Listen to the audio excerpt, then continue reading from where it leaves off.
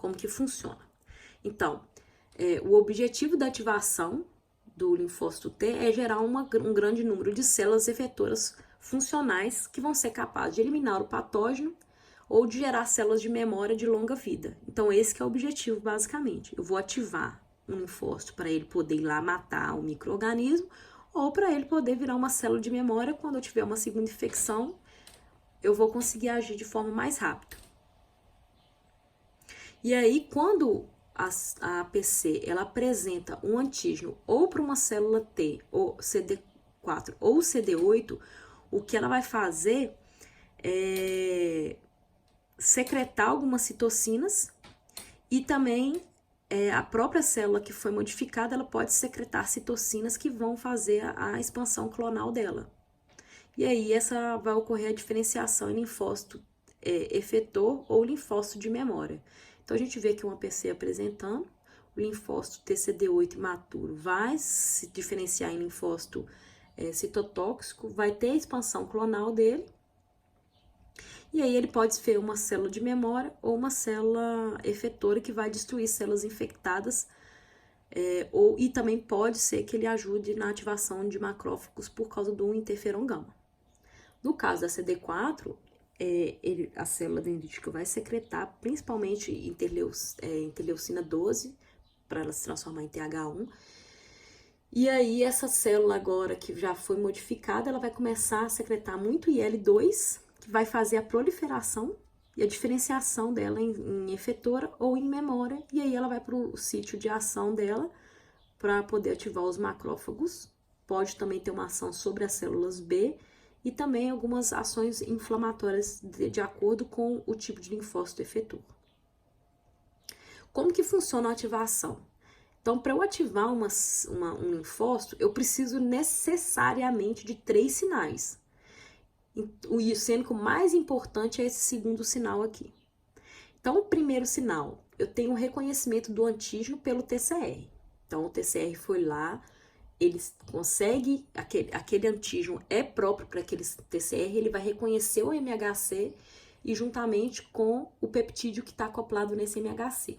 Vai ter uma adesão estável entre o linfócito T e a APC, e aí eu vou ter o segundo sinal que são dos coestimuladores, que vai ser a questão do CD3 e da proteína zeta.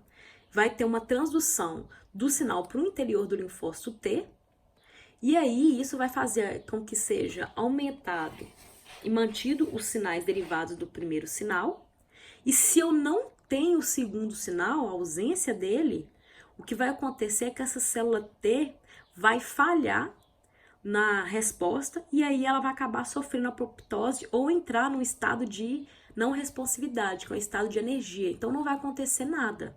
Por isso que esse sinal é muito importante. Eu preciso dessa coestimulação, porque o TCR, como ele tem aquela cauda citoplasmática muito pequena, o sinal não vai chegar ao núcleo desse linfócito para que sejam feitas todas as modificações necessárias. Quando o primeiro sinal deu certo e o segundo sinal deu muito certo, eu vou ter um terceiro sinal, que é a secreção de citocinas. Então, esse linfócito que ele acabou de ser modificado, ele vai secretar uma interleucina 2 que vai estimular a proliferação e a sobrevida dele. E essa interleucina, ela tem ação tanto autócrina ou parácrina. Autócrina, na verdade, ela vai agir, o linfócito vai secretar IL-12 e a IL-12 vai agir sobre esse linfócito que secretou. E também vai agir sobre células adjacentes, sobre linfócitos que estão próximos. Além disso, ele vai poder ativar macrófagos, vai poder recrutar leucócitos, vai poder ampliar a função de barreiras mucosas e estimular o linfócito B a se transformar em um plasmócito e produzir anticorpos diferentes. Então, dependendo do tipo de linfócito, ele vai fazer tudo isso aqui, beleza? Aqui a gente está vendo basicamente um MHC, o peptídeo está aqui. A gente tem um MHC na célula dendrítica e o TCR. Então, o TCR reconheceu um MHC junto com o peptídeo, vai promover o primeiro sinal. Aí, algumas células que são coestimuladoras, que são a CD8 e a CD28, vão se ligar e vão promover o segundo sinal. E aí a célula dendrítica vai secretar algumas citocinas, e aqui no caso ela está secretando IL-12, que vão fazer com que essa célula, que era um linfócito T maduro, ele inativo, ele passe a ser um linfócito efetor. De acordo com a interleucina, ele vai modificar. No caso da 12, ela vai fazer com que o linfócito ele se transforme em um linfócito TH1. E aqui a gente está vendo as ligações principais desses coestimuladores. Então, a gente tem o TCR, no caso do linfócito TCD4, se ligando ao MHC2 com um peptídeo que ele consegue acoplar. E o CD4 está ligando aqui ao MHC, aquela parte do MHC entre a alfa e a beta, tá? E aí eu vou ter o B7 da APC se ligando ao CD28. E isso aqui é um sinal de sobrevivência. Ele dá um sinal de sobrevida para aquela célula. E aí ela vai induzir a expressão de proteínas anti-apoptóticas para que essa célula T ela não sofra apoptose.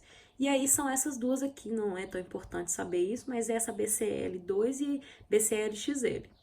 O CTL4, ele também tem uma ação sobre o B7, ele se liga no B7. Mas o que ele faz? Na verdade, ele inibe, ele compete com o CD28. Então, quando o CTL4 se liga ao B7, o que ele vai fazer ele é inibir a ativação do linfócito T, por causa que ele compete com ele. Então, ele não, quando eu tenho muito CTL4, quer dizer que esse linfócito ele não vai ser ativado, tá? Quando ele se liga. O CD40L vai se ligar ao CD40. Então, esse CD40L do linfócito se liga ao CD40 da APC. E aí, isso vai fazer aumentar ainda mais a expressão de B7, que vai se ligar a um monte de CD28. Então, vai ficar uma ligação ainda melhor, né, entre o linfócito e a APC. E aí, o CD40L com o CD40 torna a célula dendrítica mais eficiente em ativar. Então, ela vai produzir mais interleucina 12. E, além disso, auxilia os macrófagos e os linfócitos B. O ICOS e o ICOS-L, eles são importantes com os linfócitos T foliculares quando eles vão ativar o linfócito B lá no centro germinativo. Isso não é tão importante saber, mas a gente sabe que tem mais essa outro tipo de ligação aqui, tá? Tem também aqui, que são algumas integrinas, né, que vão se ligar ao ICAM para que a célula possa fazer adesão no endotélio, né? E aqui a gente tá vendo como que funciona essa ligação. Então, o TCR, né, com o CD4 ligou lá no MHC, o B7 se ligou ao CD28, e aí agora o CD40 se liga ao CD40L. A gente tem aqui o LFA se ligando ao CD2 e o LF1 se ligando ao ICAM. E aí isso vai promover a diferenciação quando a APC liberar a interleucina.